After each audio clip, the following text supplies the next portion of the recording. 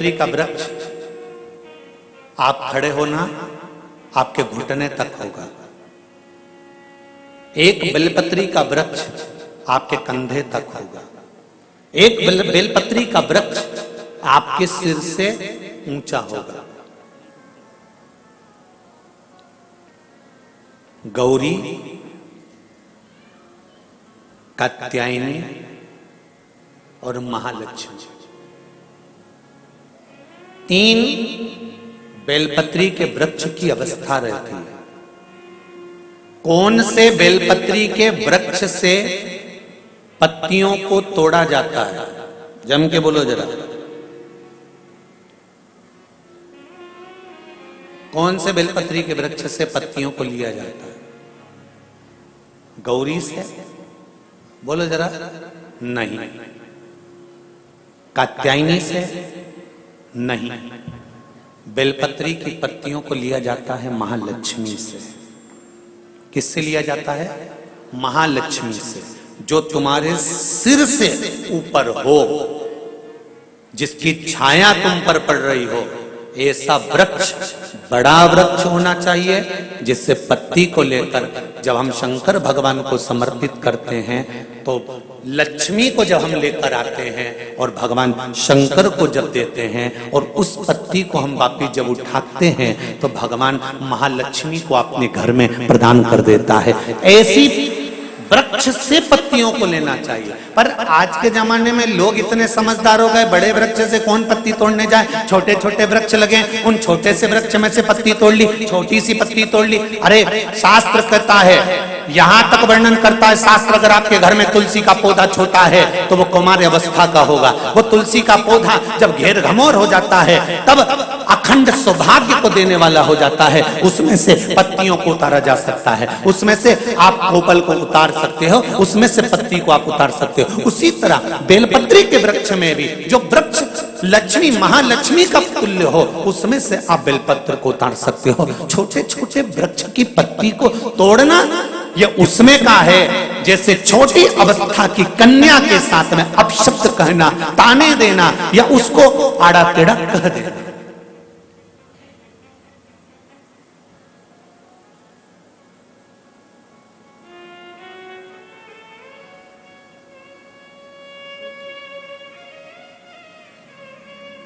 नवरात्र में कन्याओं का भोजन कराती हो कि सौभाग्यवती माताओं का भोजन कराती हो? जल्दी बोलो। कन्याओं का। तो सौभाग्यवती को कराने में क्या दिक्कत है? नवरात्र में सौभाग्यवती को भोजन कराने में क्या दिक्कत है? पर दुनिया के लोग कहते हैं कि नवरात्र में कुंवारी कन्याओं का भोजन कराना चाहिए। और जब सौभाग्यवती माताओं का भोजन होता है, सुहागन करते हो, जब तुम्हारे घर में जब सुवासनी करते हो, सौभाग्यवती माताओं का भोजन करते हो, तब कुंवारी कन्या का भोजन कराते हो क्या? नहीं, उस समय सुहागन माताओं का भोजन होना जरूरी है। ये एक अवस्था होती है कि कब कुंवारी कन्या को भोजन कराना है, कब सौभाग्यवती को भोजन कराना है, कब बटुकों को भोजन कराना है, कब ब्राह्मणों को भोजन कराना है, कब ब्राह्मण के बच्चे को भोजन कराना है, कभी साधु संत सन्यासी तपस्वी साधक उपासक को भोजन कराना है। एक समय की अवस्था होती है। जैसे जिसकी पत्रिका में मंगल होता है, जिसकी राशि के अंतर्गत मंगल होता है और उसका विवाह नहीं हो रहा, या मंगल होने के कारण बस उसको तकलीफ आ रही है, या विवाह हो भी गया तो संबंध टूटने जैसा हो गया, कहीं कहीं अदालत में कार्रवाई चलने लगी, कहीं कहीं विवाद जैसी स्पर्धा उत्पन्न हो गई, कहीं कहीं विवाद सामने आ गया, तो उसको कुछ नहीं करना चाहिए। अगर बाजार जाए, अगर मूंगा किसी की अंगूठी में लगा हुआ हो, या मूंगा कहीं उसके घर में पड़ा हो, या मूंगे की माला पड़ी हुई हो, उस मूंगे का पानी, मूंगे को पानी में डाल दो और उसका पानी शंकर भगवान को मात्र 31 दिन तक लगातार चलाना प्रारंभ कर दे, अदालत में केस बंद हो जाएगा और पति पत्नी वापस एक जैसे हो जाएंगे, वापस जुड़ जाएंगे। और अगर विवाह नहीं हो रहा है तो मंगल राशि वाले का अगर विवाह भी नहीं हो रहा तो मंगल विवाह आनंद के साथ पूर्ण होगा। ज्यादा भटकना, बस 31 दिन तक मूंगे का पानी, जो मूंगा आप लोग अंगूठी में पहनते हो, हाथ में पहनते हो, माला पहनते हो, उसी मूंगे को पानी में डालकर उसका जल शंकर को चढ़ाना प्रारंभ कर दो।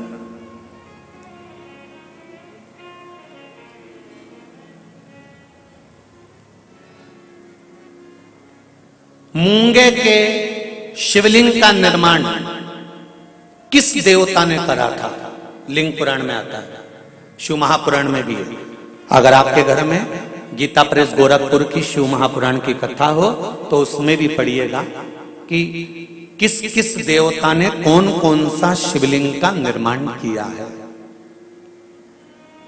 मूंगे के शिवलिंग का निर्माण सर्पों ने करा था।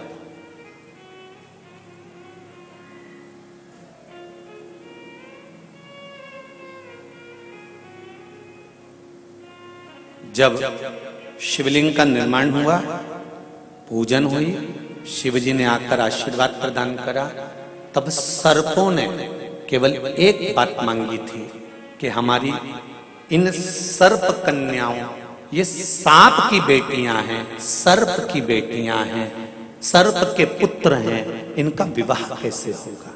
कौन होगा जो इनसे विवाह करेगा? इन सर्प कन्याओं का, इन सर्प वरों का विवाह होगा कैसे? शंकर भगवान ने कहा तुम चिंता मत करो, तुमने मूंगे का शिवलिंग का निर्माण कर कर मेरी पूजन करी है। जब जब एक लोटा जल समर्पित होगा और जो हृदय से मुझे चढ़ाएगा, उस कन्या के विवाह का, उस वर के विवाह का भार मेरे माथे पर आ जाएगा और मंगल विवाह मैं करूंगा। ये शिव वचन है।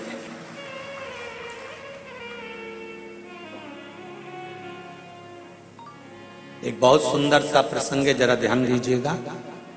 कई लोग कहते हैं हमारा गुस्सा कंट्रोल में नहीं आता, हम बहुत गुस्सा आता है गुरुजी। कोई कहता है मेरी बहू को गुस्सा आता है, कोई कहती है मुझे गुस्सा आता है, कोई कहता है मेरे बेटे को आता है, कोई कहता है मेरे बच्चे को आता है। गुस्सा कंट्रोल नहीं होता, अब शब्द निकल जाता है, ताने निकल जाते हैं, आड़े टेढ़ा निकल जाता है, आप शब्दों पर अपशब्द निकल जाते हैं, बाद में पछतावा भी होता है, बाद में दुख भी होता है, बाद में मन में सोचने में आता है कि ये क्यों हो गया। तो कुछ दिन मूंगे का पानी, अगर मूंगा नहीं हो तो केवल जल का पात्र, उसमें केवल एक हरी मूंग डालकर शिव जी को वो जल चढ़ाना प्रारंभ कर दो। 15 दिन 20 दिन प्रतिदिन शंकर को जल चढ़ाना प्रारंभ तो करो। क्रोध कितना भी तेज आ रहा होगा, संयम में आना प्रारंभ हो जाएगा और मुख से अपशब्द निकलना बंद हो जाएगा। संयमित वाणी के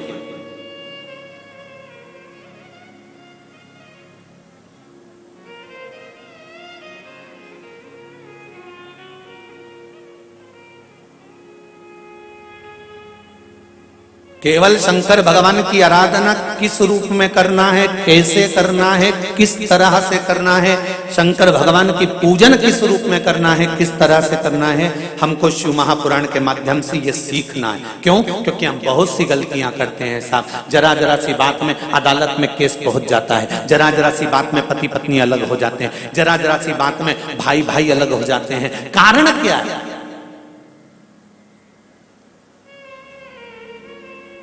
उसका कारण क्या है? जेठानी को मालूम है मेरा पति कमा रहा है, देवरानी को मालूम है मेरा पति कमा रहा है, जेठानी को देवरानी को दोनों को मालूम है कि सास और ससुर की जो जायदाद होगी वो आधी आधी मिलेगी। फिर लड़ाई किस बात की है? फिर विवाद किस बात का है? फिर भाइयों में तकलीफ किस बात की है? फिर ननंद को मालूम है कि मेरे को भी एक दिन जाना है और भाभी को भी यहाँ पर रहना है, तो फिर ननंद और भाभी में विवाद किस बात का है? हमें बस ये समझना है कि लड़की अच्छी देखी, परिवार अच्छा देखा, कुटुंब अच्छा देखा, लड़का अच्छा देखा, परिवार अच्छा देखा, फिर विवाद किस चीज के लिए होता है? वो विवाद किसी दूसरी चीज का नहीं होता। विवाद केवल हमारे ग्रहों का, हम जो सोचते हैं, बहुत अभिलाषा लेकर आते हैं, वो पूर्ण नहीं होती तो तकलीफ आती है। उसको पूर्ण करने के लिए परिवार वालों पर जोर नहीं दिया जा सकता, उसको पूर्ण करने के लिए मेरे देवाधिदेव महादेव से कहा जा सकता है कि तेरे भरोसे पर यह कार्य किया है, तेरे बल पर करा। विदुरानी ने कहा भगवान कृष्ण से, ठाकुर एक बात आपसे पूछना है। भगवान कृष्ण ने पूछा, पारसम्वी काकी विदुरानी जी पूछिए, क्या पूछना है? विदुरानी कहती है मुझे केवल इतना सा पूछना है कि भगवान अपने भक्त से उसकी प्रिय चीज, उसकी प्रिय वस्तु क्यों छीन लेता है? भगवान कृष्ण कहते हैं पारसम्वी काकी जी, विदुरायन जी, जिस समय आपकी कोई चीज भगवान छुड़ा ले तब आपको नाचना चाहिए, खुश होना चाहिए। क्यों? पूरी दुनिया के सेठों को छोड़कर परमात्मा को तू ही ऐसा सेठ मिला जिससे कुछ लेकर परमात्मा गया है। पूरी दुनिया के सेठों को छोड़कर परमात्मा को केवल तू सेठ मिला, तेरे पास परमात्मा आया और तुझसे कुछ लेकर गया है। जब तुम्हारी कोई वस्तु तुम्हारे पास से चली जाए, कोई चीज तुम्हारे पास से चली जाए, तो उसमें दुख नहीं मनाना। परमात्मा ने दिया था, परमात्मा लेकर चले गया, उसमें तुम प्रसन्न होना कि वो देव अधिदेव महादेव ने दी थी और उसने वापिस ले ली है, उसमें दुख नहीं करना।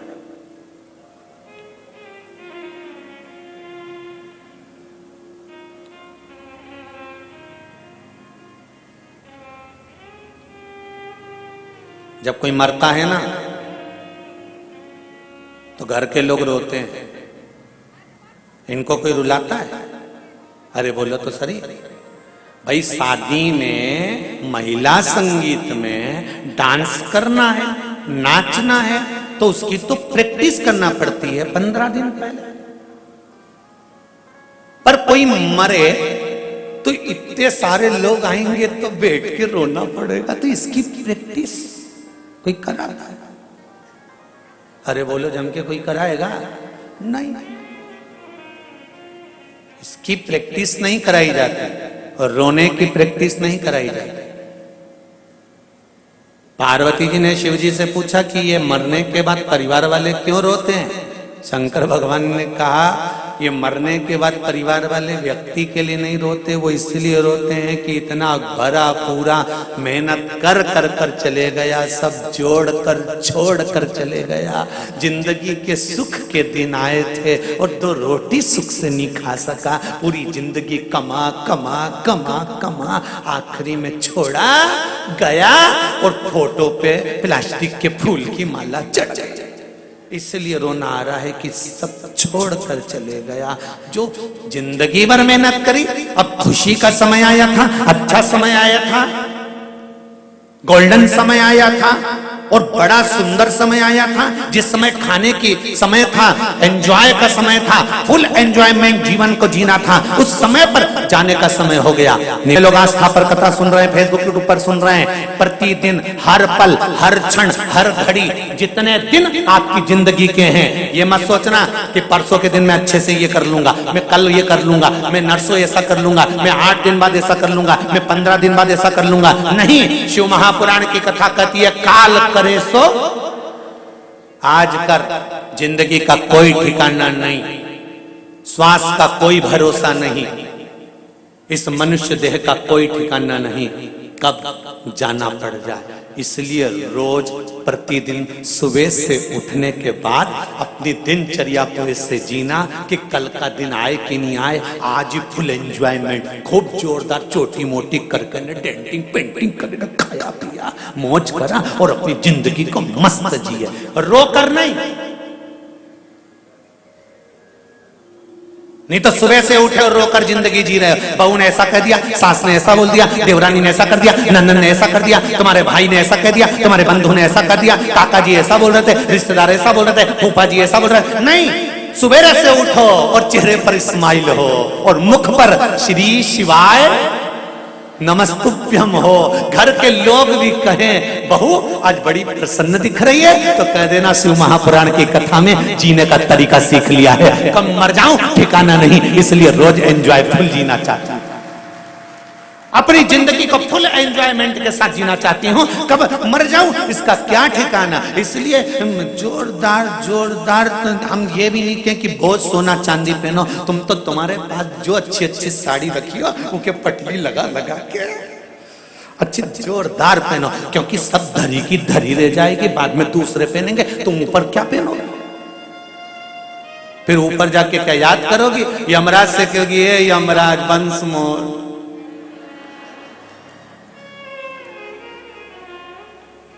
ए यमराज प्लीज एक्सक्यूज मी, एक बार छोड़ दे, तेरे पांव पड़ू। मेरे पति के पर्स में 5,000 रुपए रखे हैं, तेरे को दूंगी, छोड़।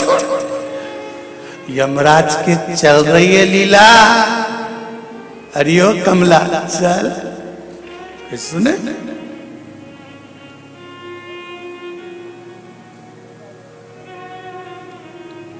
एक पत्नी पड़ोस में गई और अपने पड़ोसन के पास जाके बैठ गई।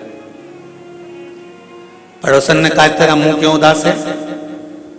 पड़ोसन ने जैसे पूछा तो पत्नी ने कहा, मेरा पति बहुत झूठ बोलता है, इसके बराबर संसार में कोई झूठेला पैदा ही नहीं हुआ होगा। इतना झूठेला पति मेरा, इतना झूठ बोल रहा, इतना झूठ बोल रहा है। तो क्या झूठ बोल दिया उसने? सुबह से चिल्ला रहा है, मेरे पर्स में 3,000 रुपए रखे थे, किसने लिए? सुबह से चिल्ला रहा। तो इसमें झूठ क्या बोला वो? 2,500 रुपए थे।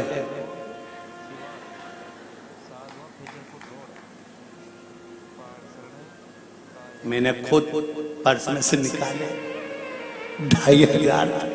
अब बताओ इतना झूठेला पति कहां से ला? पड़ोसन ने माथा ठोका, अरियो तू उसको झूठेला कह रही है, तू तो चोटा या नहीं, तू खुद तो चोटी, तूने उसके पैसा निकाले क्यों? पर सही तो बोलना चाहिए ना। झूठ बोल रहा है कि 3,000 थे, 3,000 थे, 3,000 थे। मैंने तो खुद देखा ना 2,500 थे। अपने जीवन को मस्त। नवयुवक बच्चे बहुत जल्दी नर्वस हो जाते हैं। एक व्यापार डाला, व्यापार नहीं चला। मम्मी मैंने बहुत मेहनत करी। माँ कहती है चिंता मत कर। सबसे ज्यादा विल पावर मजबूत करने में अगर कोई आगे आती है तो वो घर की माँ आगे आती है। हर पल कहती है चिंता मत कर।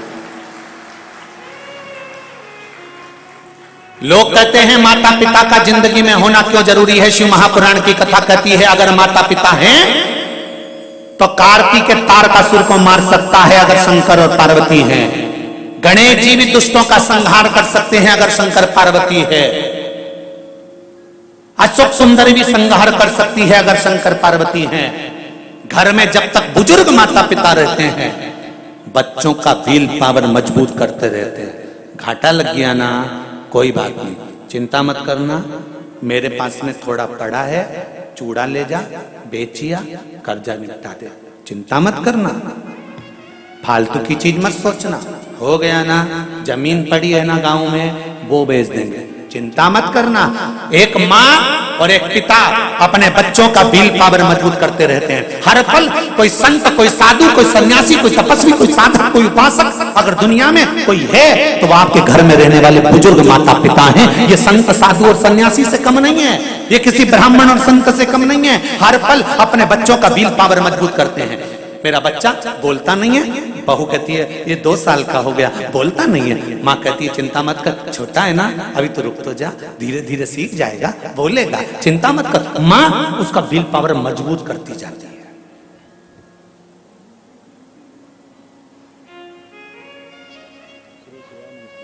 क्या चिंता करना?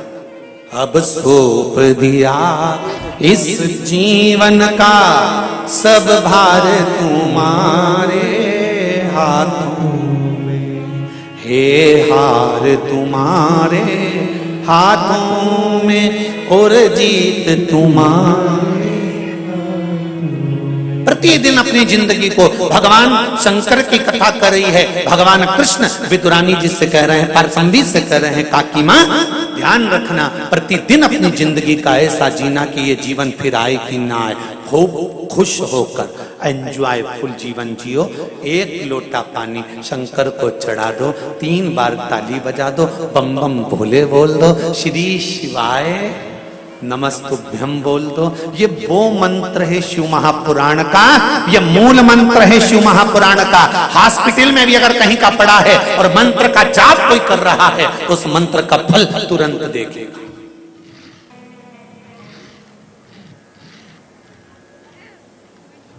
घूमते हुए काशी की गलियों में पार्वती मणिकर्णिका पर बैठकर इस काया को देख रही है और उस काया को जलता हुआ भी देख रही है।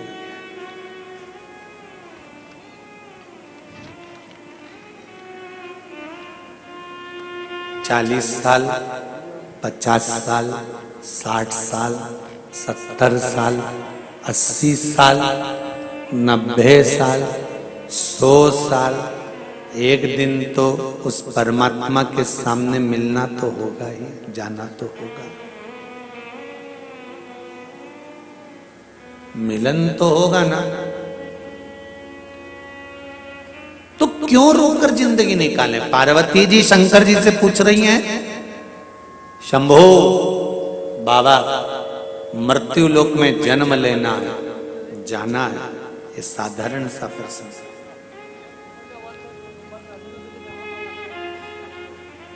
सरल भक्ति का तरीका बता दो जिससे आपका धाम मिल जाए, आप मिल जाएं, ऐसी सरल भक्ति बता दो। शंकर जी ने कहा सबसे सरल भक्ति एक ही है, पार्वती, सबसे सरल। जीवन में निष्कपट भाव से किसी के काम आ जाना।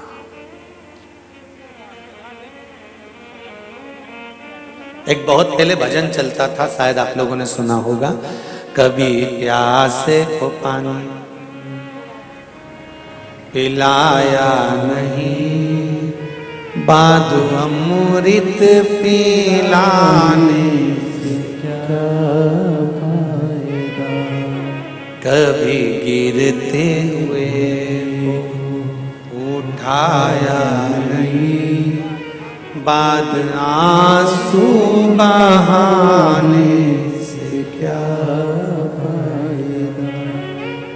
सरल भक्ति है कलयुग केवल नाम आधारा, सुमर सुमर नर उतरहि पारा।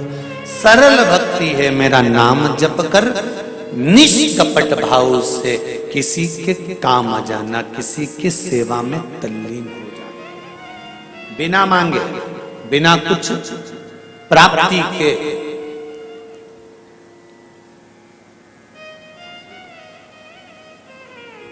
कभी विदुरानी जैसी चतुरता आप भी रखिएगा। एक आध बार शंकर जी के मंदिर में जाओ ना और शिव जी जब अकेले दिख जाए, वैसे तो आज के समय में शंकर और अकेले बहुत बड़ी बात है। जब से शिव महापुराण की कथा टीवियों पर चालू हुई है, तब से शंकर जी के मंदिर में शंकर अकेले है ही नहीं। अब तो पार्वती जी को भी शिव जी से बात करना पड़ती है, तो इंतजार करना पड़ता है थोड़ा, है? क्यों भाईती जी, सही बात है। अब अगर राय लेना पड़ती है ना पार्वती जी से, तो पार्वती जी भी कहती है अब अकेले में कम मिले, तो शिव जी कहिए सब जाए तब तू मिल जाना। बड़ी सरलता में भाव महाराज। जब भोलेनाथ जी अकेले में हो ना, तो एक आध बार पारसम्बी जैसी बात तुम भी शिव जी से कह दिया करो, बोले बाबा लोग तुम्हारे ऊपर खूब जल चढ़ाते हैं, खूब आनंद कराते हैं, खूब बेलपति चढ़ाते हैं, खूब धतूरा चढ़ाते हैं, खूब तुम्हें घिस घिस के नवाते हैं। अब एक आध दिन एक काम करो, मेरे साथ मेरे घर चलो, बहुत दिन हो गए हैं, मेरे घर में रहना, आनंद पाना। जब दिल से कहोगे और चलते चलते कहने के बाद आप नंदीश्वर से भी कह दो, नंदी को भी जाकर कह दो कि शाम को जब भ्रमण पर बाबा निकले तो मेरे घर पर थोड़ी देर रुक जाना, अंदर प्रवेश कराना, एक आध दो दिन आराम करना, फिर चले जाना, उसमें क्या दिक्कत। निष्कपट भाव से जो सेवा का प्रकल्प है वो जीवन का सुख है, उसमें परमात्मा की प्राप्ति है।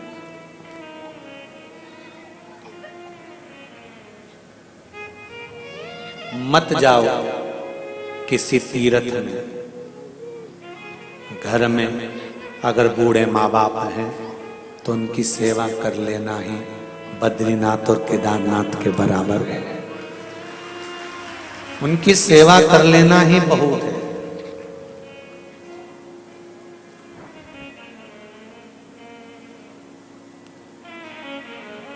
पर बड़ा विचित्र जमाना आ गया जी। बूढ़े माँ बाप से नहीं पूछा गया कि तुमने केदारनाथ जी का दर्शन करा है कि बद्रीनाथ जी का करा है। पत्नी से जरूर पूछ लिया, तू कभी गई थी? मैं छोटी थी जब पापा के साथ गई थी। हम दोस्त लोग जा रहे हैं तो पत्नी बोली मैं भी चलूंगी। तू तो पहले हो आई?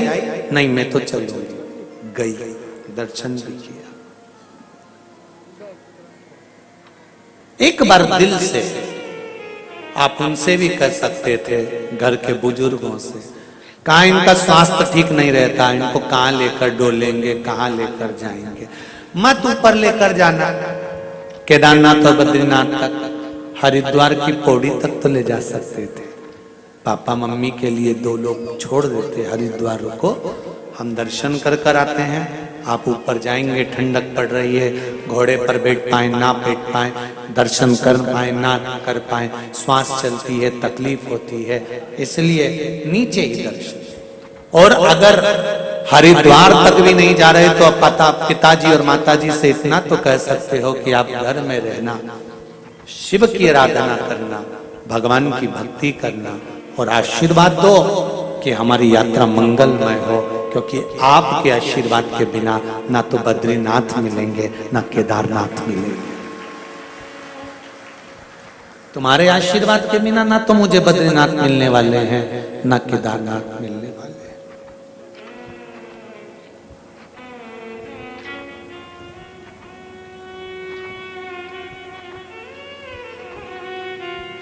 एक बच्चा रोज मंदिर जाता है और रोज मंदिर से आकर कहता है, मम्मी आज मैं रामेश्वरम गया था, आज मैं केदारनाथ जी गया था, आज मैं बद्रीनाथ जी गया था, आज मैं मल्लिकार्जुन गया था, आज मैं महाकाल गया था। माँ भी हंसकर कहती है, कहाँ पागलों जैसी बात करता है, पास के मंदिर जाता है लोटा भर जल चढ़ाने के लिए और कहता है मैं केदारनाथ गया था, मैं बद्रीनाथ गया था, मैं महाकाल गया था, मैं मल्लिकार्जुन गया था। तो इतने में पड़ोसन ने कहा, बेटे का दिल है, शंकर के मंदिर में अगर जल चढ़ा कर आता है और दिल से कहता है कि मैं वहां गया था, तो जब उसने जल समर्पित करा है रामेश्वर के नाम से, तो वो जल रामेश्वर पे ही गया था, ये निश्चित है, दिल से दिया गया।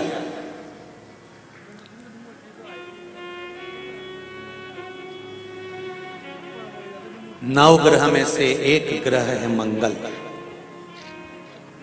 जिसकी उत्पत्ति, जिसका जन्म शंकर भगवान के ही शरीर के पसीने से हुआ है।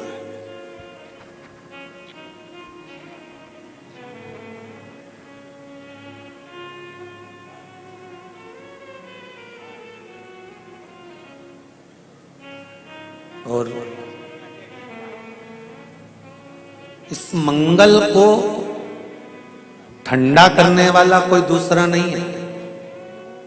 धधकते हुए इस लाल ग्रह को, धधकते हुए इस मंगल ग्रह को अगर कोई समाप्त करा है तो इनकी धर्म पत्नी मेघा ने, ज्वालिनी ने करा है। मंगल ग्रह की पत्नी का नाम क्या है? मेघा। किसी किसी पुराण में ज्वालिनी भी लिखा है, अपन मेघा भी समझ लो, ज्वालिनी भी समझ लो।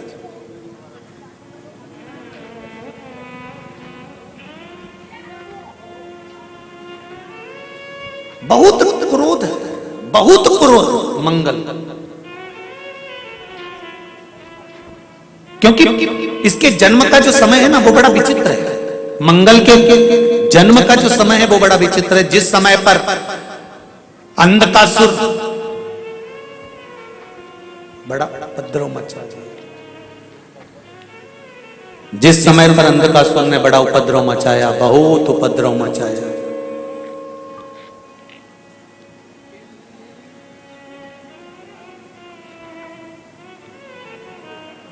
तब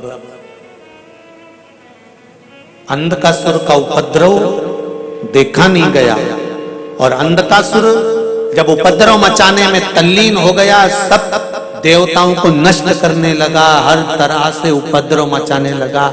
उसको मालूम पड़ गया कि मेरे पिता हिरण्याक्ष भी चले गए हैं। तब उसको क्रोध आ गया, और क्रोध में आने के बाद उसने जब उपद्रव मचाना प्रारंभ करा, उसने जब उपद्रव करना प्रारंभ करा, तब भगवान शंकर तक खबर पहुंच गई, शिव जी तक बात पहुंची।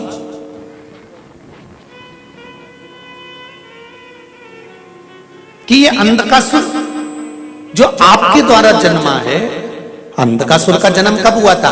भगवान शंकर काशी में बैठे हुए थे, बड़े आनंद के साथ बैठे हुए थे। पार्वती जी पीछे से आ गई, उन्होंने शंकर भगवान के हाथ पर, अपने नेत्रों पर दोनों हस्त कमल रख लिए, और जैसे ही हस्त कमल रखे तो शंकर भगवान के नेत्र बंद हो गए। नेत्र बंद होते से शंकर भगवान के नयन से एक बूंद नीचे गिर गया, अश्रु नीचे गिर गया। उससे पुत्र ने जन्म ले लिया, जिसका नाम अंधकासुर था।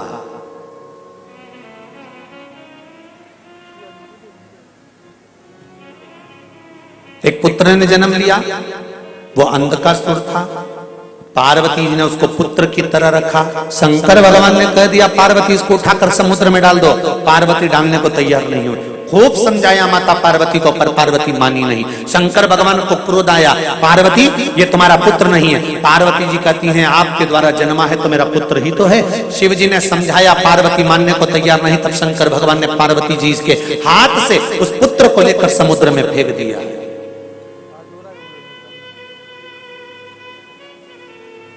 हिरण्याक्ष ने पाल पोसकर बड़ा करा।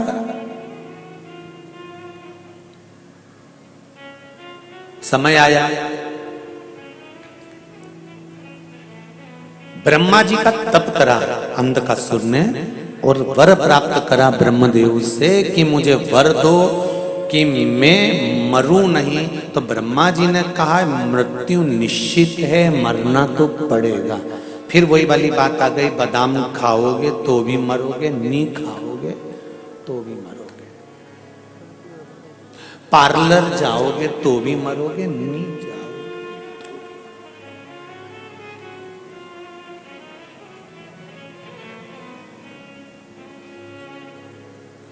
घूमने जाओगे तो भी मरोगे, नहीं जाओगे। ऐसे बहुत सारे लोग मिलते हैं जो कहते हैं हम बद्रीनाथ गए, केदारनाथ जी गए और कुछ हो गया तो मत जाओ। घर में बाथरूम से नहा के बाहर आ रहे थे, चप्पल पहन रहे थे, पांव फिसल गया, चोट लगी, निपट गया। अब केदार जी गया था कि बद्री जी गया था? वहां से लिखी हुई तारीख, तिथि, दिन, पल, घड़ी, समय, नक्षत्र, जब तुम पैदा हुए माता के गर्भ से, इस नाभि की जब नाल माता के गर्भ से कटी, बस नाल कटी थी और बंधी थी, उतने बंधन में तेरी मौत की तारीख, तिथि, पल, घड़ी, क्षण सब लिख दिया गया था कि इतनी तारीख को, इतनी बजे, इतनी घड़ी, इतने पल पर मरेगा।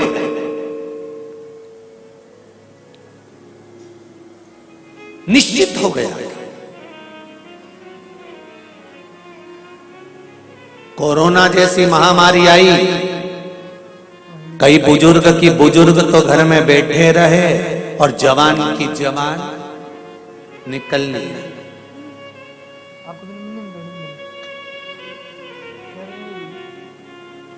कई एक्सीडेंट तो आपने भी देखे होंगे। परिवार में 10 लोग जा रहे हैं, उसमें से कई लोग चले जाते हैं और कोई छोटा सा बच्चा जिसमें जानी जरा सी है और वो बच जाता है। कई एक्सीडेंट पढ़ना आपको इससे मिलेंगे। क्यों?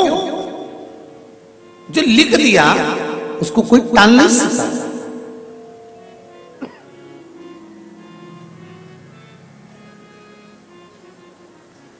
अकाल मृत्यु वो मरे जो काम करे चंडाल का। काल उसका क्या बिगाड़े जो भक्त हो महा काल का। अब तुम सोच के बैठे थे बद्रीनाथ जाएंगे, केदारनाथ जाएंगे, ये हो गया वो हो गया, तो निश्चितता है तुम्हारी मृत्यु की। अब यहाँ अंधकासुर ब्रह्मा जी से कह रहा है कि मुझे वर दे दीजिए, मुझे वर दो, मुझे वर प्रदान करो कि मेरी मृत्यु ना हो। मरना तो है तो वर दो। जिस दिन मैं अपनी माता को गलत दृष्टि से देखूंगा उसी दिन मेरे प्राण छूटना चाहिए। तथास्तु मेरे नेत्र दे दीजिए क्योंकि मैं अंधकासुर अंधा हूं। तथास्तु वर मिल गया, प्राप्त हो गया। और समय आया, सूचना मिली कि इंद्र हार गया है अंधकासुर से। अंधकासुर माता पार्वती को पाने के लिए आया है। सूचना मिल गई और जो इंद्र हारा, हारते से इंद्र तुरंत शिव जी के पास गए, शंकर भगवान के चरणों में पड़ गए, प्रभु कृपा करो, क्या इस अंधकासुर को मारना है। शंकर भगवान क्रोध में लाल होकर तुरंत पहुंच गए। और क्रोध में लाल होकर जैसे ही शंकर भगवान पहुंचे हैं, क्रोध में लाल होकर भगवान शिव जैसे ही पहुंचे, जैसे ही शंकर भगवान पहुंचते हैं और अंधकासुर के साथ में कई वर्ष तक शंकर भगवान का युद्ध हुआ है, क्योंकि अंधकासुर शिव जी के पुत्र हैं और शंकर और शिव के पुत्र में कोई अंतर नहीं है। व्यक्ति सारी दुनिया से युद्ध करता है तो हार और जीत सब हो सकती है और जीत सकता है, पर व्यक्ति जब परिवार में युद्ध करता है ना तो जीतना थोड़ा सा कठिन होता है। हारता कहाँ है व्यक्ति? परिवार में हारता। डीले कम कर कर थोड़ा सा बढ़ा, परिवार में हार जाता है।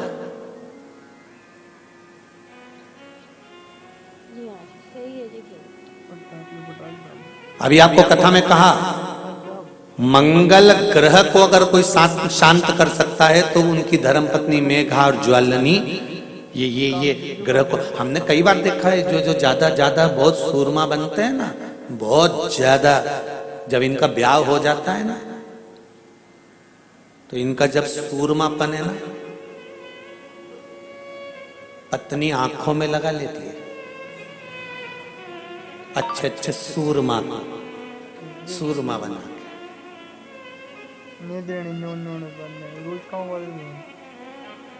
जो ज्यादा तन्न फन्न करते हैं ना, मुझे ये नहीं खाना, पटक दो उधर, मैं ये नहीं खाऊंगा, ये कपड़े नहीं पहनूंगा, ऐसा नहीं करूंगा। इनकी शादी हो जाए जब इनको देखना, अम्बे तू है जगदम्बे काली,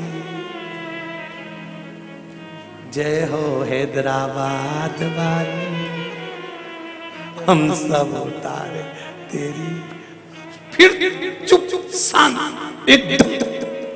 फिर तो कई बार माए भी कह देती हैं हमारा छोरा ऐसा था, अब तो इसके मुंडा से आवाज नहीं निकले। तो अब माँ को कौन समझाएगी? तेरे भक्त जनों पे माता भीड़ पड़ी है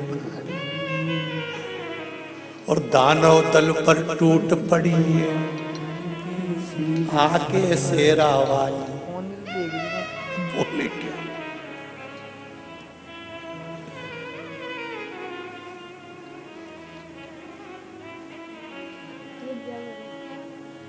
तू तो वाड़ दे पानी बोल रहा है।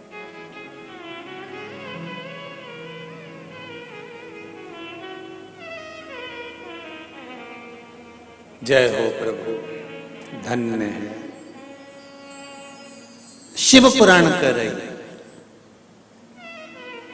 शंकर भगवान को क्रोध आया और जैसे ही शिव जी को क्रोध आया, मारने के लिए आतुर हुए, शंकर भगवान के सिर से एक पसीने की बूंद पृथ्वी पर गिर गई। गिरते से एक धधकता हुआ अंगारा, लाल धधकता हुआ अंगारा ग्रह एक पुत्र के रूप में जन्म ले लिया, पृथ्वी से हुआ, इसलिए मंगल कहला गया, धधकता हुआ।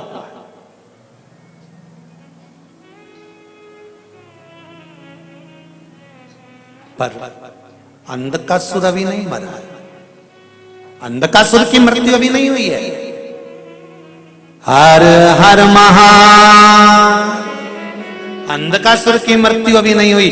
धधकता हुए अंगारे के रूप में मंगल ग्रह प्रकट हो गए, जन्म ले लिए। पार्वती जी ने पूछा ये कौन है? शिव जी कहते हैं ये मेरे पुत्र के तुल्य है, क्योंकि मेरे शरीर के पसीने से उत्पन्न हुआ है, मेरे मस्तक के पसीने से पृथ्वी पर गिरने के कारण ये उत्पन्न हुआ है। इसका नाम मंगल होगा, ये ग्रह मंडल में रहेगा, देवताओं के रूप में पूजा जाएगा, पर मेरे क्रोध के कारण उत्पन्न हुआ है, इसलिए इसका ग्रह थोड़ा सा क्रूर होगा।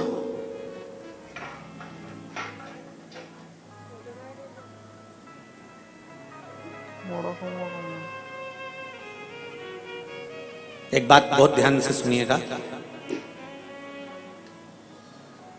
विवाह, शादी, संतान प्राप्ति, विवाह के बाद में विवाद या किसी नए कार्य के लिए आगे बढ़ रहे हैं और उसमें अड़चन आ रही है, तो एक बार किसी ज्योतिष आचार्य के पास जाकर पूछना, वो बता देगा या तो मंगल या शनि कुछ ना कुछ, कोई ना कोई क्रूर ग्रह तकलीफ दे रहा होगा। ज्योतिष आचार्य के पास जाएंगे, वो कहेगा। जितने भी ग्रह हैं, चाहे राहु हो, केतु हो, मंगल हो, शनि हो, बुध हो, भौम हो, सूर्य हो, ये सारे जो ग्रह हैं ये शंकर भगवान के शिवलिंग के पास में विराजमान है, शिवलिंग के पास में विराजमान। कभी मौका मिल जाए, विवाह शादी में देरी हो रही हो, या कोई नया कार्य चालू कर रहे हो उसमें देरी हो रही हो, या कोई सर्विस के लिए, नौकरी के लिए जा रहे हो और वो कार्य नहीं हो रहा हो, तो एक धतूरा, केवल एक धतूरा, उस धतूरे को फोड़कर उसके अंदर का फल निकालकर उस फल को शिवलिंग पर चढ़ाकर एक लोटा जल शंकर भगवान को समर्पित कर कर आइए। दिन होना चाहिए मंगलवार। कौन सा दिन होना चाहिए? जम के बोलो जरा, मंगलवार का समर्पित करो। उसके बाद में आप विवाह के लिए अगर समर्पित करे हैं तो विवाह में देरी नहीं होगी, व्यवसाय और व्यापार के लिए या नौकरी के लिए समर्पित करे हैं तो उसमें देरी नहीं होगी। एक पत्र में आया है, सुन लीजिए, बड़ा सुंदर संवाद है।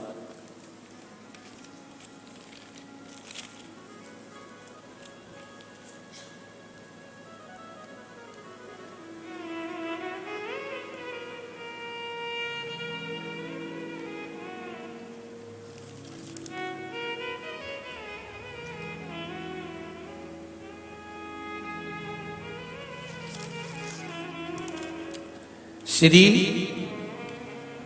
D Sarika, D Shankar, Sangareddy, Telangana. कहीं बैठे हैं? आप ही हैं? दोनों हाथ हिला दो एक बार। श्री शिवाय नमस्तुभ्यम। आपने पत्र में लिखा है, गुरुजी चरणों को कोटि कोटि प्रणाम। शिव महापुराण की कथा की महिमा।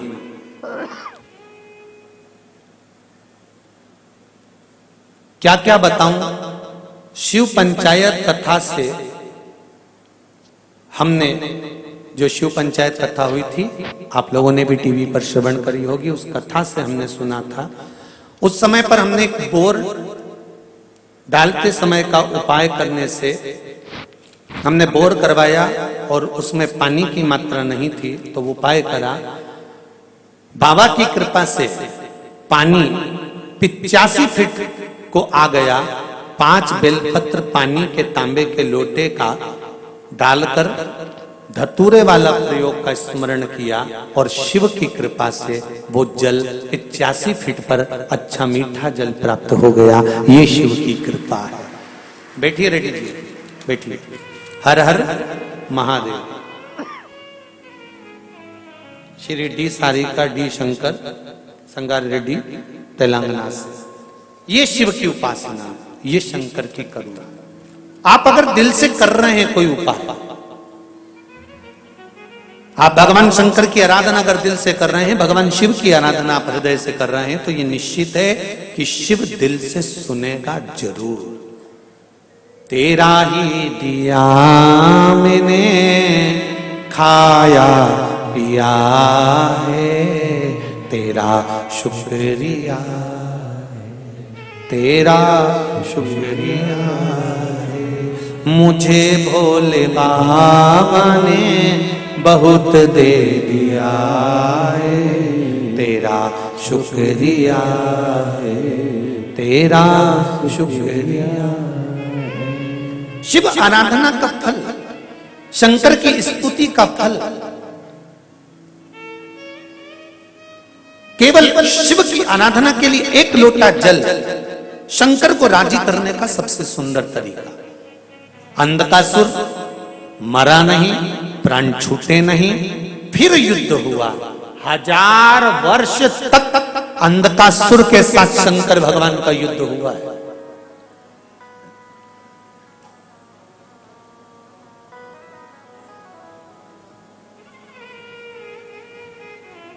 तब उसी समय पर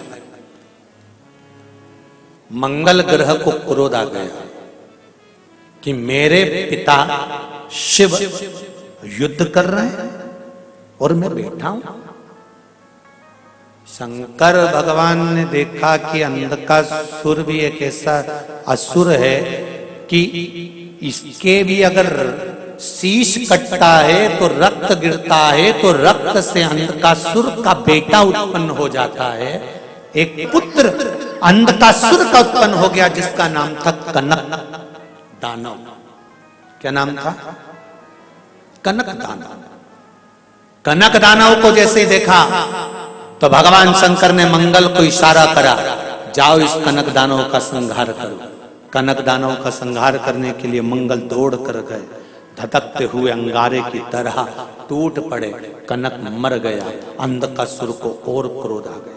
जैसे ही अंधकासुर को क्रोध आया, शंकर भगवान ने देखा कि अब अंधकासुर को 1000 वर्ष हो गए युद्ध करते करते, ये ऐसे मरने वाला नहीं है। पार्वती जी ने कहा, भोलेनाथ अगर आप कृपा करें तो इस अंधकासुर को अब मैं मार सकती हूँ। शंकर जी ने कहा, मेरे होते हुए पार्वती तुम मारोगी, ये श्रेष्ठता नहीं होगा, तुम बैठो मैं तप कर कर आता हूँ। शंकर भगवान साधना में लीन हो गए। पार्वती की आंख से आंसू बहने लगा कि मैं अकेली, और प्रभु कहकर गए कि तुझे मारना नहीं है। भगवान कहकर गए हैं कि तू नहीं मारेगी। अब इस अंधकासुर को मैं कैसे मार सकती हूं? तो क्या करूं? अपनी रक्षा करने के लिए भगवान शंकर के कहने से माता पार्वती ने उसी समय पर सप्तदेव को आमंत्रित करा। अब सप्तदेव को आमंत्रित करा तो 7 देवता, 33 कोटि देवी देवताओं में से 7 देवता पार्वती जी के लिए मृत्यु लोक पर कैलाश पर आने लगे। जैसे ही आने लगे तो उनकी धर्मपत्नियों ने, सप्तदेवियों ने कहा, आप जा रहे हो और आप जाकर पार्वती के साथ रहोगे, ये अच्छा लगेगा? तो सप्त देवताओं ने विचार कर अब करे क्या। तो पार्वती जी बुला रही हैं, हमें जाना पड़ेगा। तब सप्त देवताओं ने सप्त देवी का रूप धारण करा, सप्त मातृका बनकर तुरंत पार्वती जी के पास पहुंच गए। अंधकासुर को मारते समय सप्त मातृका प्रकट हुई है। आज भी आपके घर में वास्तु पूजन होता है, नवरात्रि की पूजन होती है, यज्ञ होता है, अनुष्ठान होता है, तो सप्तघृत मातृका मनाई जाती है। करें दर्शन, करें कभी कि नहीं करें? 7 बिंदी नीचे लगती हैं, फिर उसके ऊपर 6 बिंदी सिंदूर की। करें दर्शन, किस किस ने करें? ध्यान होगा आप लोगों को। पहले 7 बिंदी सिंदूर की, फिर 6, फिर 5, फिर 4, फिर 3, फिर 2, फिर 1, और 1 के ऊपर चिपकाया जाता है फिर सिक्का। करें दर्शन आप लोगों ने? सप्तघृत मातृका बोलते हैं। सप्तमातृका। कोई आपसे पूछे कि सप्तघट मातृका का जन्म कहां हुआ था, सप्तघट मातृका कहां प्रकट हुई थी, सप्तमातृका कहां प्रकट हुई थी, तो आप कह सकते हो अंधकासुर का संहार करते समय जब शंकर भगवान अंधकासुर को मारने के लिए आतुर हुए, तब माता पार्वती जी ने सप्त देवताओं को आमंत्रित करा। और सप्तदेव स्वयं पुरुष के रूप में नहीं आए थे, सप्तदेव स्त्री बनकर, देवी बनकर आए थे, इसलिए उनको सप्तमातृका कहा गया। देवता पुरुष के रूप में नहीं, स्त्री के रूप में आए थे। पहले नंबर पर ब्रह्माणी का रूप रखकर ब्रह्मा जी आए थे। दूसरे नंबर पर कुमारी का रूप रखकर कुमार कार्तिक आए थे। तीसरे नंबर पर वैष्णवी का रूप रखकर भगवान विष्णु आए थे। चौथे नंबर पर माहेश्वरी, भगवान महेश का रूप रखकर भगवान महेश्वरी बनकर आए थे। पांचवें नंबर पर बारही का रूप रखकर आए थे। छठे नंबर पर इंद्र, इंद्राणी बनकर आए थे। सातवें नंबर पर यम स्वयं चामुंडा बनकर आए थे। ये सप्तघृत मातृका, सप्त मातृका माता पार्वती के साथ में यमराज चामुंडा बनकर, भगवान विष्णु वैष्णवी बन गए, भगवान महेश महेश्वरी बन गए, ब्रह्मा ब्रह्माणी बन गए, इंद्र इंद्राणी बन गए, बरहा वारही बन गए, कुमार कुमारी बन गए और बनकर माता पार्वती के साथ में निवास करने लगे। जब भगवान शंकर अंधकासुर का संहार करने के लिए सम्मुख में वापस प्रकट हो गए तो इन 7 देवियों को देखा। 7 देवियों को देखकर पूछा, ये देवियां कहां से आ गई, ये सप्तमातृका कहां से आ गई, ये 7 देवियां कहां से आ गई।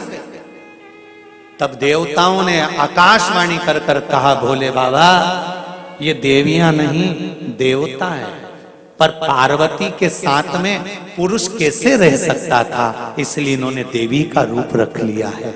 यहां आई हैं, शिव जी ने कहा तुम सप्त मातृकाओं का निर्माण मेरी धर्म पत्नी पार्वती ने करा है। जब भी कोई मंगल कार्य होगा, शुभ कार्य होगा, गृह प्रवेश होगा, मकान का उद्घाटन हो, दुकान का उद्घाटन हो, यज्ञ हो, अनुष्ठान हो, पूजन हो, पाठ हो, उस समय पर तुम 7 देवियों की पूजन श्रेष्ठ मानी जाएगी। जहां तुम 7 देवियों की सप्तघृत मातृका की पूजन होगी, वहां संपदा की कभी कमी नहीं आएगी। सप्त मातृकाओं को विराजमान करती है। आप लोगों के यहाँ गृह प्रवेश होता है, जिसके यहाँ पर नया घर बना होगा उसके यहाँ गृह प्रवेश हुआ होगा तो सप्त मातृका का दर्शन किया होगा। किस किस ने करा है, जरा हाथ उठाइए, जरा करें आप लोगों ने। सफेद कपड़े पर या टाइल्स पर उसको बना देते हैं, रखिए और उसका दर्शन किया जाए। सप्त मातृका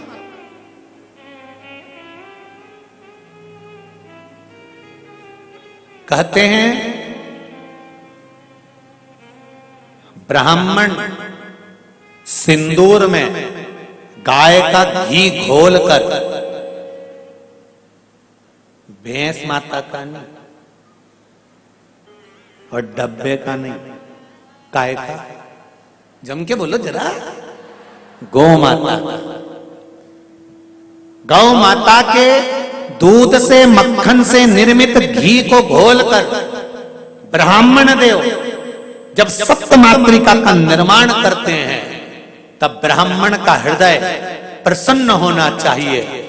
जिस दिल के साथ में, हृदय के साथ में, मन से, चित्त से, वृत्ति से हृदय को प्रसन्न रखकर ब्राह्मण जब सप्त मातृका बनाता है, उस समय अगर उसका हृदय बड़ा प्रसन्न होता है तो उस घर में कभी संपदा की कमी नहीं आती है। सप्त मातृका का निर्माण भी उत्तम फल देता है। किसी किसी के यहाँ तो दिवाली पर भी बना लेते हैं, दीपावली पर भी लोग दिवाली पे पूजन करते हैं, तो किसी किसी के यहाँ व्यापार में, दुकान पर, व्यवसाय में, तो वहां पर भी ब्राह्मण देवता सप्त मातृका बना लेते हैं। ब्राह्मण जब उचित आनंद के साथ में आनंदित होकर जब उस सप्त मातृका का निर्माण करता है और निर्माण कर उसका जब पूजन कराता है तो उसका आनंद दूसरा होता है। और सप्त मातृका के ऊपर जब ब्राह्मण घी चढ़वाता है, गाय का घी, कौन सा घी, अरे जम के बोलो जरा, गाय का घी जब चढ़ता है सप्त मातृका पर जब चम्मच से आदि से जब घी चढ़ाया जाता है, वो घी का रेला जब नीचे तक आता है, जितनी दूर तक वो गाय का घी टपक कर नीचे तक जाता है बहता बहता, उतनी संपदा जिंदगी भर व्यक्ति के घर में बनी रहती है अगर गृह प्रवेश के समय पर वो घी बहाया जाए। पर होना चाहिए काय का घी? गौ माता का घी, शुद्ध घृत।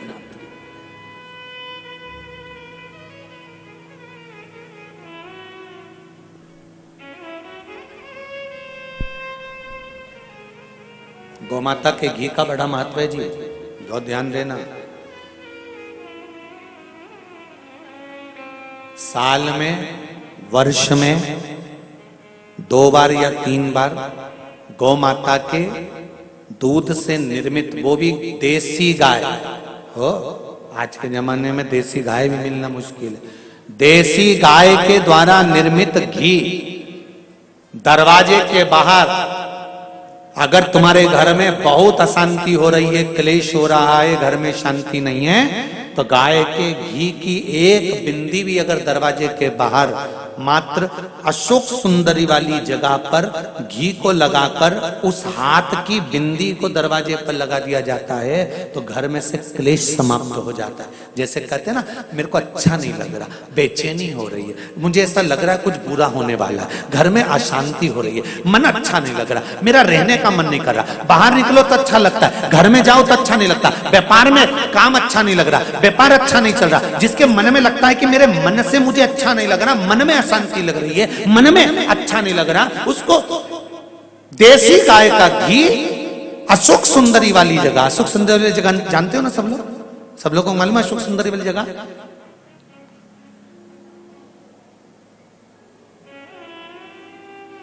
ये जलाधारी, ये चरण, ये शिवलिंग, समझ लेना जरा अच्छे से।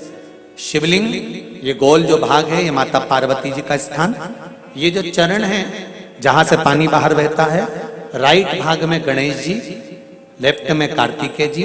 इस जल बहने वाली जगह पर एक मोटी सी लाइन होती है शिवलिंग के सामने, जहां से पानी बहता है, वहां बीच में एक मोटी सी लाइन होती है, उसको कहते हैं अशोक सुंदरी का स्थान।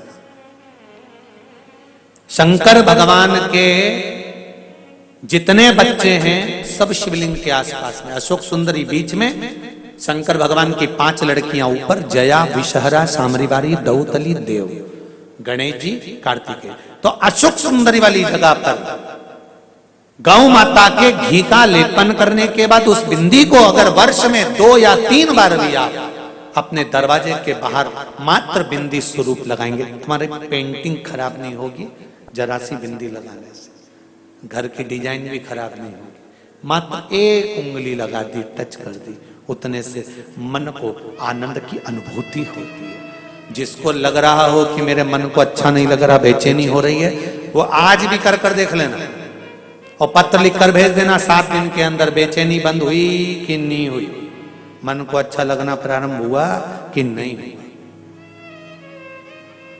पर गौ माता का देशी गाय का घी,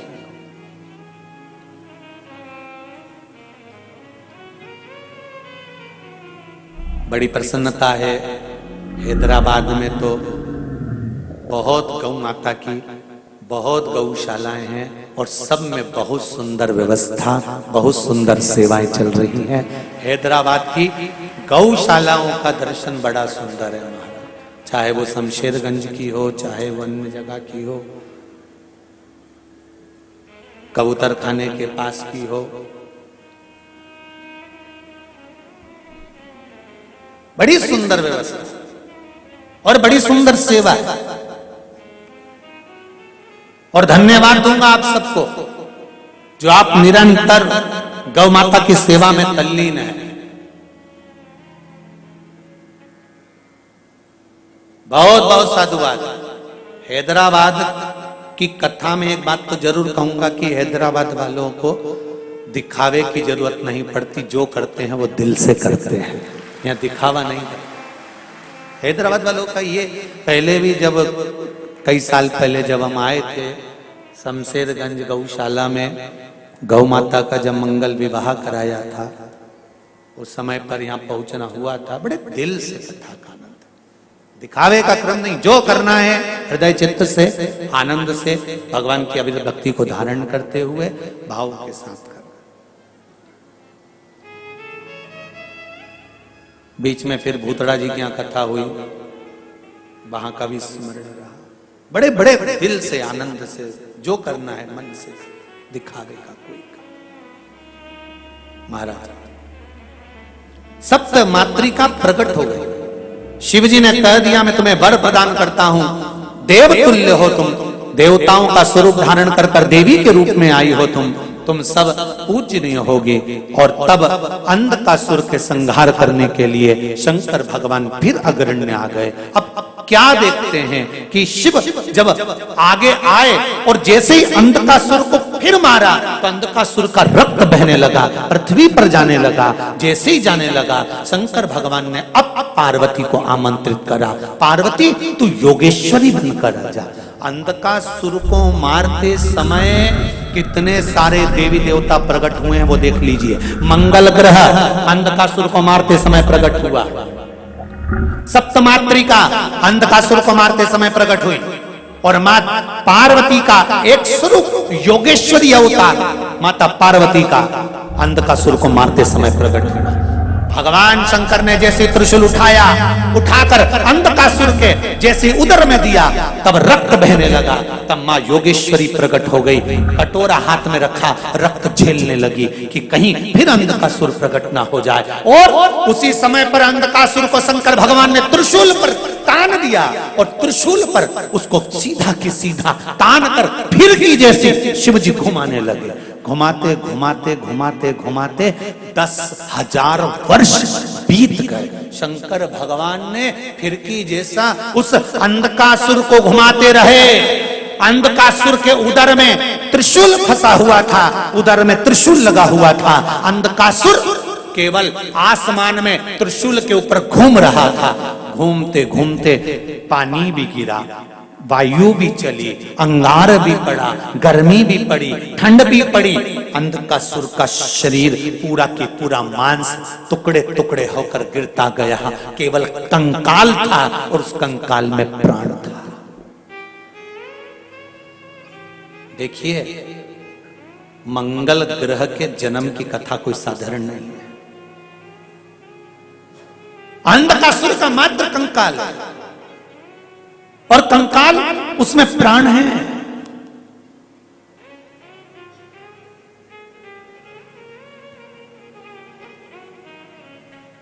नौ ग्रह शिव महापुराण की कथा है।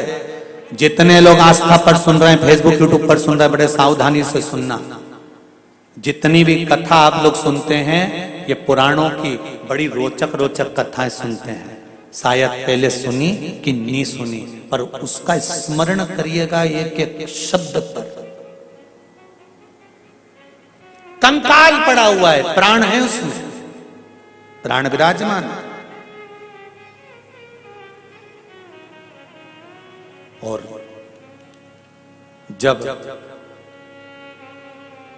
10,000 वर्ष तक शरीर टंगा है त्रिशूल पर, शिव जी 10,000 वर्ष तक त्रिशूल को लेकर खड़े हैं, बैठे नहीं हैं, खड़े।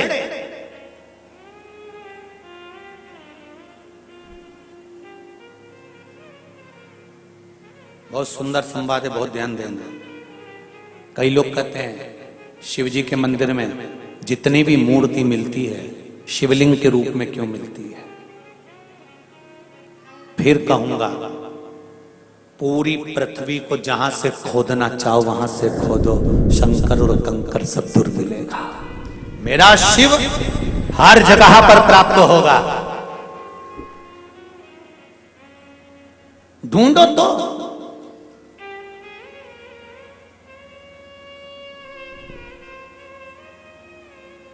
ढूंढो तो मिलेगा। काशी में ज्ञानवापी में भी तो मिला। ढूंढो तो। वो कहते हैं फुआरा है, हम कहते हैं चालू कर कर दिखा दो। चालू हो गया तो तुम्हारा, और नहीं तो हम दूध चढ़ाकर बता देते हैं कि ये हमारा। उसमें क्या दिक्कत है? ढूंढो तो। हर चंदन है इस देश की माटी, तपोभूमि हर ग्राम है, हर बाला देवी की प्रतिमा, बच्चा बच्चा राम है।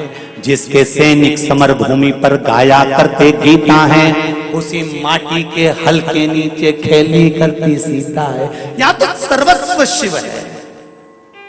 ऐसी कोई धारा जहां शंकर ना हो, वो ढूंढो तो। कंकर शंकर है साहब।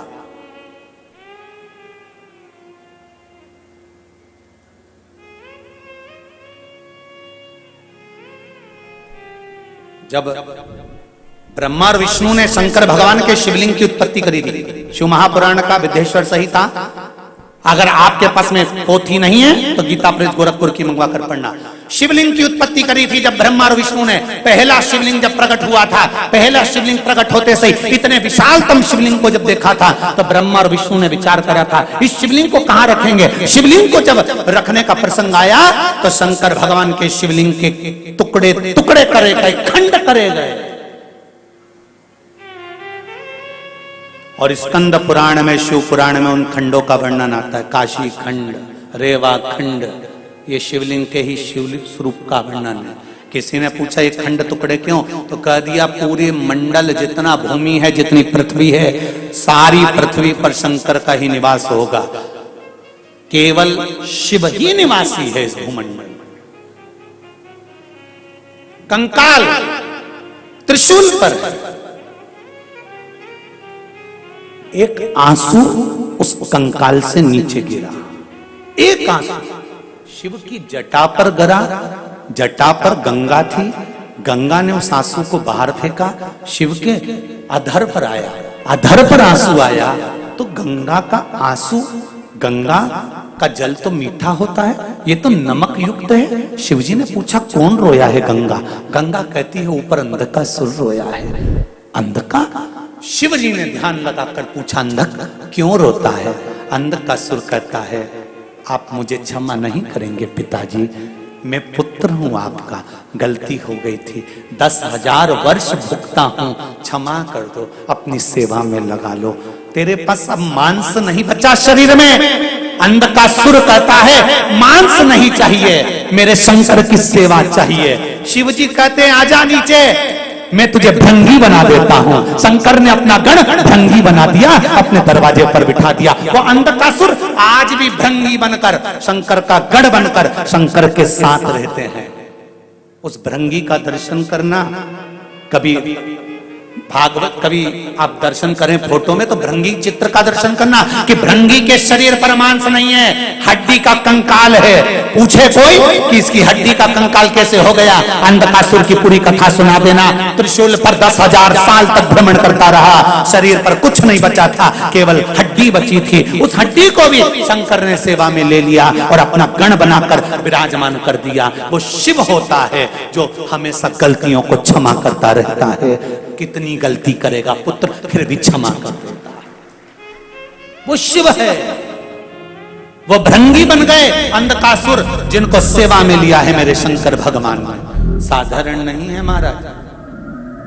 कितनी भी अगर गलती हो जाए, एक बार बेलपत्री को लेकर मात्र इस डंडी का भाग जहां तुम बैठे हो उससे पीछे की ओर कर कर शिवलिंग पर चढ़ा दो, सारी गलतियां शिव क्षमा कर देता है। मात्र एक बेलपत्री की एक साधारण सी एक डंडी भी, नवग्रह शिव महापुराण की कथा हैदराबाद से कह रही है, एक डंडी का भाग जहां बैठे हो, पत्ती का मुख, बीच वाली पत्ती का मुख अपनी ओर हो और डंडी का मुख जहां तुम बैठे हो उसके सामने हो और शिवलिंग पर चढ़ा दीजिए। लाख गलती जिंदगी की करी होगी, मेरा देव अधिदेव महादेव क्षमा कर देगा। लाख गलतियों को क्षमा कर वो गले लगाता है। वो शिव है साहब, मेरा ओघड़ी है, मेरा शंकर है, साधारण नहीं है वो, मेरा शिव। ऐसी शिव महापुराण की कथा नवग्रह शिव पुराण हैदराबाद में चल रही है। एसएस कन्वेंशन 7 अमरई राजमहल होटल के पास हैदराबाद में आनंद लें, अपने जीवन को सार्थक बनाएं। 2 बजे से 5 बजे तक कथा का रस तत्व ग्रहण कर अपने जीवन की सार्थकता का आनंद पाएं। और कथा स्थल है, अच्छा इस जगह का 10 सूर्या अरीना, सातमरई रोड, यह सातमरई ग्राम। आप दिल से, हृदय से, चित्त से, मन से, भक्ति से शिव की आराधना करो। और जितने लोग इस पावन कथा को सुन रहे हैं, चाहे वो आस्था चैनल के माध्यम से सुने, फेसबुक यूट्यूब के माध्यम से सुने, चाहे इस पंडाल में बैठकर सुने, जिस समय आप इस पंडाल के अंदर प्रवेश करें उस समय आपके हृदय में यह बात रहना चाहिए कि मैं शंकर से मन लगाने, दिल लगाने, मैं शिव से अपने दिल की बात बोलने के लिए आई हूं और मेरा विश्वास है कि 3 महीने में मेरा देवाधिदेव महादेव उसको पूरा करेगा जरूर, ये निश्चित बात। शंभो शरणे पड़ी मांगू घड़ी रे घड़ी, दुख काटो दया करी निदर्शन आगो। आप शिव की भक्ति में अगर डूबे हुए हो, शंकर के स्मरण में अगर डूबे हुए हो, शिव आराधना में अगर डूबे हुए हो, शंकर के मंदिर जाना अगर आपने प्रारंभ कर दिया है, शंकर को 1 लोटा जल चढ़ाना अगर आपने प्रारंभ कर दिया है, शंकर की भक्ति में अगर डूब चुके। एक प्रश्न आया था कल, वो कच्छ में रह गया है। प्रश्न था, साउथ से हम लोग कथा सुन रहे हैं और शिव महापुराण की कथा हम लोग बहुत दिल से सुनते हैं, थोड़ा सा भाषा का दिक्कत जरूर आता है, पर हम 15 माताएं एक टीवी पर कथा सुनती हैं और हिंदी जानने वाले को पास में बिठाकर कथा सुनते हैं। जो आप बोलते हो वो हमें तेलुगु में, मद्रासी में बोलकर बताता है और हम कथा समझते हैं। हमारा प्रश्न ये है, हमारा प्रश्न केवल इतना सा है कि हमारे इधर मंदिरों के अंदर जल चढ़ाने के लिए नहीं जाने देते और हम पशुपति व्रत करें तो फिर कैसे करें? और ये प्रश्न एक का नहीं होगा, आपने भी कई लोग बैठे होंगे इसे जिनके भीतर का ये प्रश्न होगा। कितने लोग जिनका प्रश्न है? और बहुत सारे। बहुत ये प्रश्न किसी एक का नहीं, अगर मद्रास से आया है, चेन्नई से आया है और यहाँ हैदराबाद वालों ने भी करा है तो फिर कोई प्रश्न में जरूर कोई बात है। तो उन्होंने कहा कि हमको मंदिर के अंदर जल नहीं चढ़ाने देते या शिव मंदिर तक नहीं जाने देते, शिवालय तक, तो हम फिर पशुपति व्रत कैसे करें? शिव महापुराण की कथा कहती है कि कंकर में शंकर है। एक काम करिए, बेलपत्री के वृक्ष के नीचे तो जल चढ़ा सकते हो। यदि बेलपत्री के वृक्ष के नीचे भी जल नहीं चढ़ा सकते तो घर में जो शिवलिंग है उस शिवलिंग पर भी आप, अगर मंदिर में जाने की अनुमति हो तो जरूर मंदिर में जाकर इस व्रत को करो, और अगर मंदिर में जाने की अनुमति नहीं है तो फिर घर के शिवलिंग पर भी आप पशुपति व्रत कर सकते हैं, भगवान शंकर की आराधना कर सकते हैं। स्वीकार करेगा मेरा शिव? स्वीकार करेगा मेरा शिव? दिल से अगर पुकारोगे तो वो दिल से सुनता है।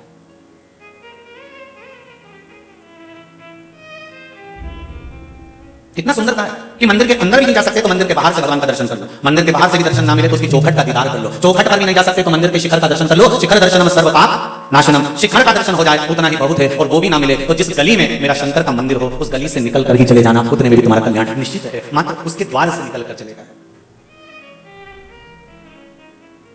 मात्र।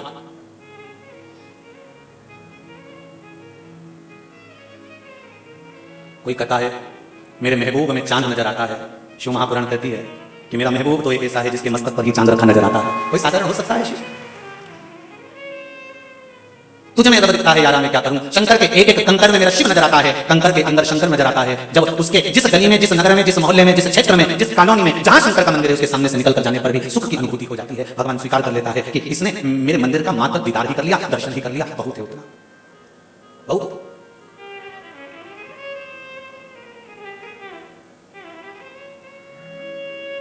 मैंने तेरे ही भरोसे बाबा, तेरे ही भरोसे हवा विच उड़ती जावांगी बाबा, डोर हत्तो छठी नामे कटी जावांगी। भोले मैं तेरी बदन, शंभू मैं तेरी बदन, हवा विच उड़ती जावांगी बाबा, डोर हत्तो छठी नामे कटी जावांगी। महाराज विदुर जी महाराज की धर्म पत्नी पारसमणी, क्या नाम था विदुर जी की पत्नी का? जम के बोलो जल्दी, पारसमणी बोलो जरा, जम के बोलो, पारसमणी विदुर जी की धर्म पत्नी। थोड़े बहुत तो कंपटीशन होते हैं ना, जैसे मुंबई के माहेश्वरी समाज द्वारा बहुत अच्छे अच्छे कंपटीशन होते हैं, अग्रवाल समाज द्वारा कंपटीशन होते हैं, अच्छा लगता है। उसमें ऐसे प्रश्न वहां से खबर आती है कि गुरुजी कोई प्रश्न ऐसे लिख के भेजो, उसका उत्तर लिख के भेजो, जैसे हमारे समाज में पूछे उसका उत्तर ढूंढने में इनको आनंद आए, समय लगे, और फिर जब रिजल्ट आए और हम उनको जब पुरस्कार करें तो हमको भी गौरव महसूस हो कि कोई चीज दी गई। उसमें ये प्रश्न आना चाहिए कि विदुर जी की धर्मपत्नी, दुनिया के लोग कहते विदुरानी विदुरानी विदुरानी विदुरानी, विदुर जी की पत्नी, उसका नाम क्या है? वो तो विदुर जी थे तो विदुरानी कर दी तुमने, डॉक्टर की डॉक्टर नहीं कर दी, मास्टर की मास्टर नहीं कर दी।